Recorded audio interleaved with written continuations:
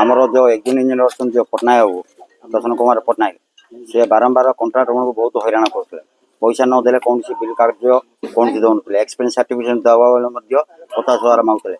ତା ହେତୁ ଆମ କଣ୍ଟ୍ରାକ୍ଟର ଭାଇମାନେ ବହୁତ ଲୋକ ଅସୁବିଧା ହେଉଥିଲେ। ଆଜି ଯେଉଁ 35ଟା ଟେଣ୍ଡର ବଳିଗଲା ତାର ଏକ୍ସପେନ୍ସ ନାହିଁ ନିଶା ରହିଗଲା। ଆଜି ଏକ୍ସପେନ୍ସ ପାଇଁ ହେଲୁ ବାରମ୍ବାର ଦୌଡ଼ୁଥିଲେ ମଧ୍ୟ ଆଜି ଦେବିନି, ପଇସା ଦେଲେ ଦେବି, ନଥିଲେ ଦେବିନି ସେ ବାରମ୍ବାର କହୁଥିଲା।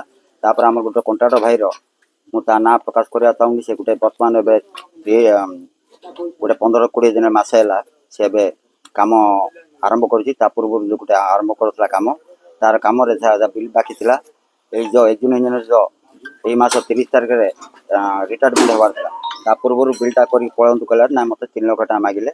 3 ଲକ୍ଷ ଟଙ୍କା ମାଗିଲାରୁ ନାଇଁ ସାର୍ ସେ ଗରିବ ଲୋକ କୁଆଡ଼େ ଦେଇପାରିବ, ବିଲ୍ ପୁରା ହେଇଗଲା ପରେ ଆମେ ପଇସା ଆଣିକି ଦେବୁ ଆପଣଙ୍କ ପିସି ପଇସା ଦେବୁ ବୋଲି କହିଥିଲୁ।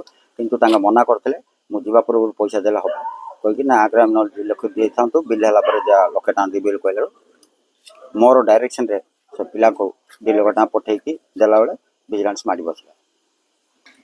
ବର୍ତ୍ତମାନ ଭିଜିଲାନ୍ସ କ'ଣ କରୁଛନ୍ତି?